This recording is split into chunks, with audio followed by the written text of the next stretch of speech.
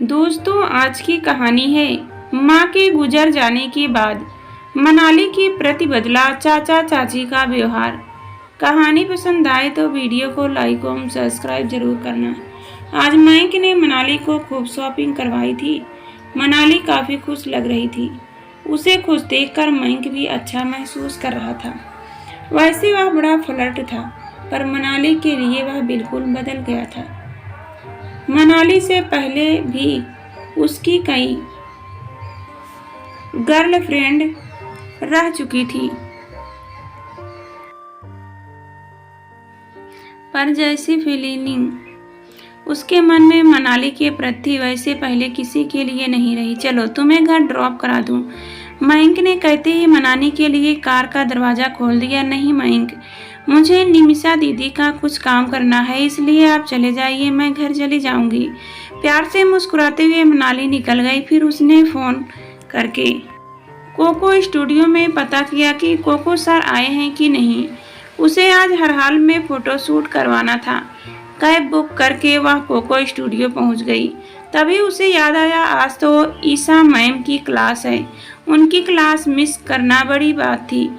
वह क्लास बंद करने वाले स्टूडेंट को प्रैक्टिकल में बहुत कम नंबर देती थी। तुरंत कीर्ति को फ़ोन कर रोनी आवाज़ में दुखड़ा रोया, प्लीज़ मेरी हाजिरी लगवा देना। चाची और निमिषा दीदी ने सुबह से जीना हराम कर रखा है। ओह, तुम परेशान मत हो। कीर्ति उसे दुखी नहीं देख सकती थी। वह समझती थी कि चाचा चाची मनाली को बहुत तंग करते हैं। तभी कोको सर भी आ गए। मॉडलिंग की दुनिया में काफ़ी नाम कमाया था उन्होंने। हाँ, थोड़े सन की जरूर थे, पर मौलिक कल्पनाशील लोग ज़्यादातर ऐसे होते ही हैं। कोको सर ने मनाली को ध्यान से देखा और उस पर बरस पड़े।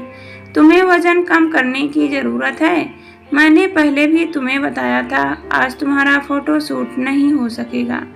बुरा हो इस मयंक का और कॉलेज के अन्य दोस्तों का, जब तक जबरदस्ती कुछ न कुछ खिलाते रहते हैं। मनाली आग बबूला होकर स्टूडियो से बड़बड़ाती हुई निकली। घर पहुंची तो चाची ने चुपचाप खाना परोस दिया।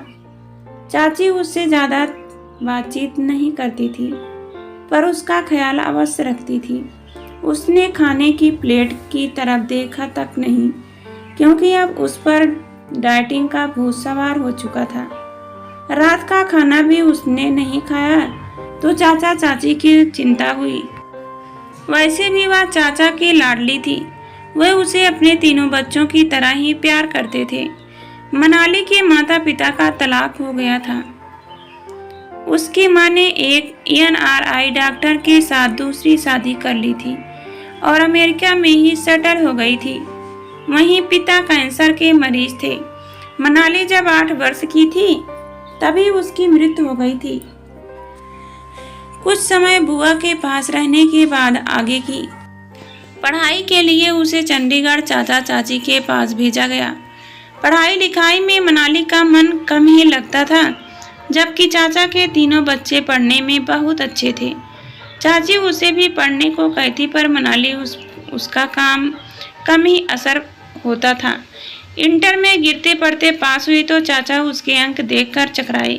किस कॉलेज में दाखिला मिलेगा, इसका हल भी मनाली ने सोच लिया था। वह चाचा को आते देखकर किसी न किसी काम में जुट जाती। देखकर चाचा चाची पर खूब नाराज होते। उसके कम अंक आने का जिम्मेदार चाचा ने चाची और बड़ी बेटी निमिषा को मान लिया था। खैर, जैसे तैसे चाचा ने मनाली का एडमिशन अच्छे कॉलेज में करा दिया था।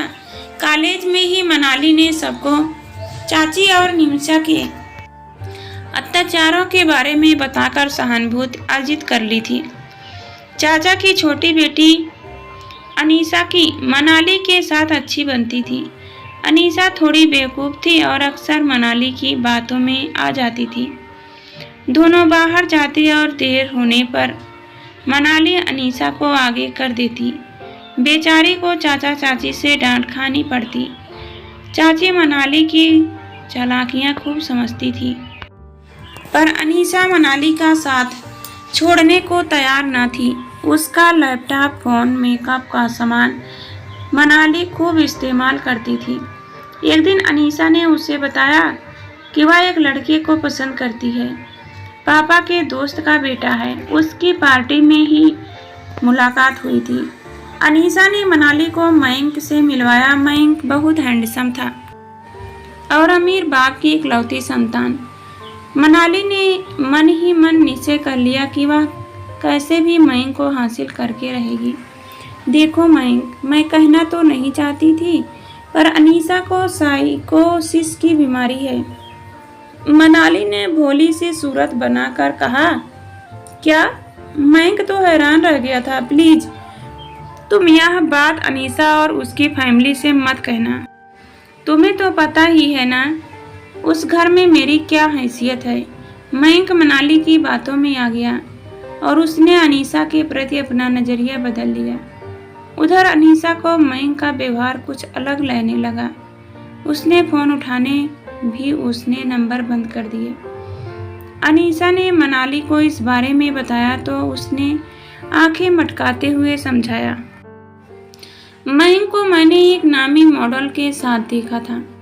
वह उसकी गर्लफ्रेंड है, तुम उसे भूल जाओ। मनाली को तसल्ली हो गई कि अनीसा के भी अंक इस बार कम ही आएंगे। अच्छा हो दोनों ही डांट खाई। एक दिन चाचा के बेटे मनीष ने उसे कॉलेज टाइम में मयंक के साथ घूमते देख लिया। घर आकर चाचा चाची के सामने मनाली की पोल खुली। मैं तो मयंक की खबर लेने गई थी कि उसने अनीसा का दिल दुखाया। सुबकते हुए मनाली ने कारण बताया। बात मानना उसे खूब आता था। घर वालों को अनीसा की उदासी का कारण भी पता चला। अनीसा मनाली से नाराज होने की बजाय उससे लिपट गई। इस घर में एक तुम ही हो जिसे मेरी फिक्र है। खैर, कड़ी मेहनत के बाद मनाली ने वजन घटा ही लिया। फोटो शूट भी हो गया और चोरी छिपे एक दो असाइनमेंट भी मिल गया। एक दिन मयंक ने उसने साफ साफ पूछा, मयंक, मैं चाचा चाची के पास रहते हुए तंग आ चुकी हूँ। मुंबई में मेरी मौसी रहती है। क्या तुम कुछ समय के लिए मेरी मदद कर सकते हो? हाँ, क्यों नहीं। मैं तुम्हारे रहने का बंदोबस्त कर देता हूँ। तुम बस मुझे बताओ कि तुम्हें कितनी रकम चाहिए। मयंक सोच रहा था कि मनाली मुंबई जाकर मौसी के पास रहकर अपनी पढ़ाई करना चाहती है। उसने ढेर सारी रकम और एटीएम कार्ड मनाली को दिया और निश्चित तारीख का टिकट भी निपटा दिया। चाचा चाची की कॉलेज ट्रिप का बहाना बनाकर मुंबई जाने का रास्ता मनाली ने खोज लिया था। वापसी शायद अब कभी ना हो सोचकर मंद मंद मुस्कुराती मॉडर्न सिंड्रेला मुंबई की उड़ान भर चुकी थी। उसे खुद पर और उससे भी ज्यादा लोगों की बेवकूफ़ी पर भरोसा था कि वह जो चाहेगी वह पा ही लेगी।